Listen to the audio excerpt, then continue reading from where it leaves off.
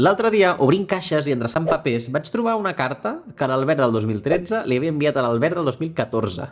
Al col·le on jo anava ens van fer aquest exercici, no sé per què, de que escriure una carta al tu d'aquí un any. I ells s'encarregaven d'enviar-te aquesta carta 365 dies després del que l'havies escrit. Jo no sé per què l'havia guardat, aquesta carta. I llavors, al 2022, em vaig trobar una carta que jo mateix m'havia escrit el 2013. Una carta relativament personal on explicava coses que tenia al cap en aquell moment. Era una carta terrible, o sigui, tenia moltes tonteries al cap, no sabia res de la vida, o sigui, que em vaig riure quan vaig veure la carta, però a vegades també vaig veure que hi havia coses que s'havien mantingut, no? Que jo era una mica la mateixa persona, amb les mateixes, no sé si il·lusions, però sí els mateixos valors, algunes idees encara es mantenen al meu cap, i em va fer molta il·lusió, al final, o sigui, mira, una finestra, no?, que no és un viatge al passat, però quasi, pots parlar una mica o podies escoltar a l'Albert del passat. I vaig pensar, com puc fer jo més d'això? Com puc documentar jo la meva vida per tornar a experimentar això d'aquí 5 anys o d'aquí 10 anys? Llavors, en el vídeo d'avui et volia comentar una mica algunes d'aquestes idees per documentar la vida, guardar experiències, guardar records i poder parlar amb el nostre jo del futur o del passat. La primera idea ja te la pots imaginar, és tornar a repetir aquesta carta que la vaig escriure pensant en un any, però l'he trobat 9 anys després, doncs com puc fer més d'això? Com puc agafar i en un dinar 4 resumir una mica el què penso en aquests moments, què em preocupa, com em veig en un futur i que això ho rebi l'Albert d'un futur? No sé com fer-ho, no sé si hi ha potser una startup que es dediqui a fer això o un software que t'ho faci, que jo no sé com guardar aquest paper, no obrir-lo abans, no perdre'l en tots aquests anys, però em faria moltíssima il·lusió. Llavors, aquest és el primer mètode, no? És un mètode que és resumit, és un dinar 4, limitar-ho a una pàgina, però resumir una mica com et sents i ser prou valent una mica també per obrir-te, no dir en plan avui he fet això, sinó que m'agradaria que passés això, si això no passa a la meva vida estaré trist, etc etc. I llavors d'aquí molts anys, a mi és el que em va fer feliç, no? Que era l'Albert d'aquell moment que no sabia molt bé, sabia una mica què estudiar, però explicava m'agradaria estudiar això, potser m'agradaria que la meva vida dedicar-me a això, hi havia moltes tonteries en el meu cap en aquell moment, però he pogut veure una evolució. Llavors coses que m'ajudin potser a veure l'evolució en aquest futur. Tampoc ho vull posar molt rígida, és escriure un dinar 4 i documentar com està siguent la meva vida fins ara. És una idea molt específica amb el propòsit de que això passi d'aquí a tants anys certa cosa. La segona idea, en canvi, és més genèrica i la porto fent ja uns mesos, que és intentar fer més fotos. Me n'estic adonant, tio, que quan el mòbil et diu et recordes això de fa 5 anys o de fa 6 anys i veus aquelles fotos i dius, hòstia, és veritat, no sé què, una foto que vas prendre així random per algun motiu d'una persona i això que estaves fent i no sé què, després veure-les em fa molta il·lusió i dic, això ho hauria de fer més. Jo ja faig moltes fotos amb la càmera, però clar, intento fer fotos estètiques o d'un retrat o alguna cosa. Unes fotos no perquè vaig a fer fotos, però no documenten la meva vida aquestes fotos molts cops. Potser els viatges sí, però poc més. Llavors intento fer més fotos de estem sopant aquí un dia amb uns amics, vaig a fer una foto. Hem anat a un restaurant, vaig a fer una foto. Estic fent una activitat de la feina que m'agrada, vaig a fer una foto. I ja està, un selfie, és suficient. Però després, al cap dels anys, m'agrada molt veure-ho. M'agrada molt documentar la vida així. A vegades intento portar la càmera amb mi, i si no amb l'iPhone suficient fas prou bones fotos, i jo després el que faig és pujar-les al Google Fotos, que és una mica com lo de l'iCloud. Jo pago, crec que són 2 euros al mes, i tinc un munt de gigas allà per posar coses, i després s'esborren, allò no m'ocupa espai al mòbil, però d'aquí uns anys puc tornar-hi a entrar, puc seguir baixant i dir, hòstia, mira l'Albert del 2018, del 2019, durant la pandèmia, tal. Bueno, una tonteria, crec que fem tots, però jo no ho feia tant o no tenia en ment fer-ho per aquest motiu. I ara sempre que penso, quin rotllo la gent fent-se selfies i fent fotos tot el dia, després penso, bueno, ojo, a mi em faria il·lusió després tenir aquesta foto, llavors també faria una foto.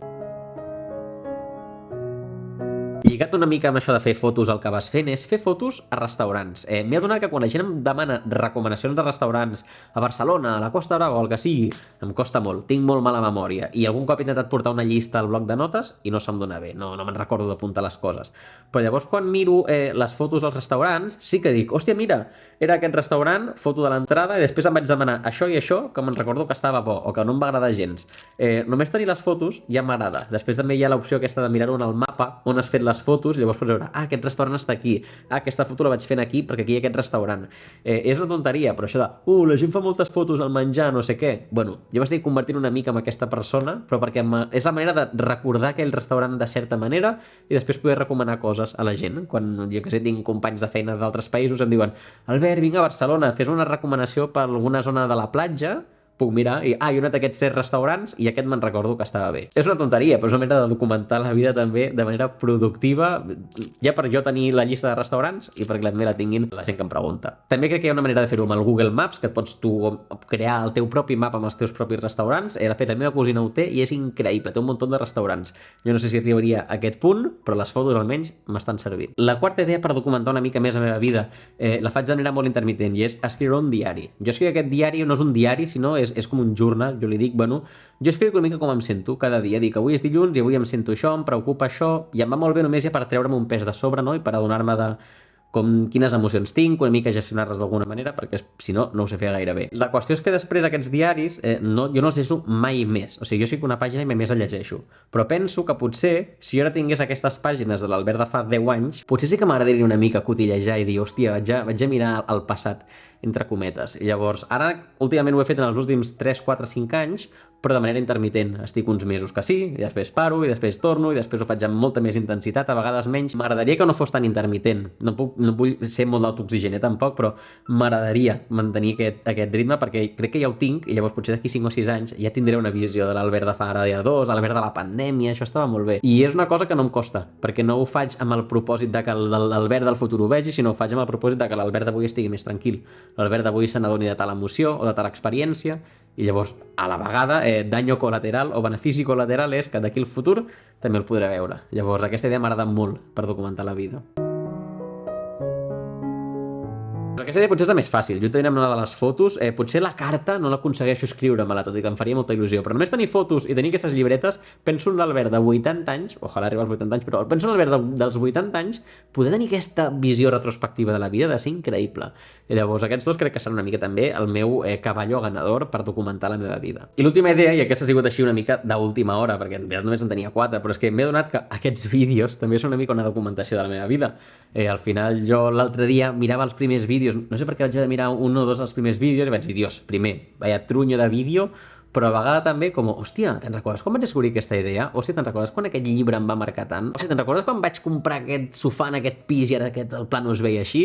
Veus també l'evolució de la meva vida i les meves inquietuds en aquests vídeos de YouTube, i llavors no t'estic dient que si vols documentar la teva vida t'obris un canal de YouTube, naturalment que no, però a mi m'està servint, i a mi és una cosa que no ho he fet mai en el propòsit de documentar la meva vida i compartir masses coses, però crec que al final, com que és una relació fins a cert punt personal, t'explico preocupacions que tinc, coses que m'interessen, també serveix per l'Albert del futur. Llavors, no sé quant de temps duraran aquests vídeos, però, imagino l'Albert d'aquí 10, 15, 20, 25 anys, tio, poder veure com l'Albert de 26 anys t'està dient ara mateix què li preocupa, ho trobo increïble, o sigui, m'agradaria moltíssim, jo què sé, penso, si ara tingués jo, el de sempre, el que tinc tota l'estona, que l'Albert de 16 anys s'hagués fet un vídeo així, siguent tot el transparent que sóc jo aquí, que no sóc 100% transparent, hi ha coses que no explico a la càmera naturalment, però sí que es veuen, inquietuds que tinc, m'agradaria moltíssim.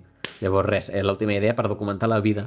Ara aniré a fer-me el dinar, perquè tinc moltes ganes de dinar, tinc molta gana, però res més, com sempre et diré que si tu documentes la teva vida, explica-ho també, perquè jo hi ha tonteries com això de les fotos que no hi havia pensat i ara veig que està molt bé, potser hi ha més idees que tu ens pots ajudar a tots, i res més, deixa un like al vídeo, si t'ha agradat, comparteix-lo si algú creus que pot fer servir aquestes idees, et pots subscriure, com sempre hi ha molts vídeos interessantíssims en aquest canal, i imagino que ens veurem la setmana que ve amb un nou vídeo. Adeu!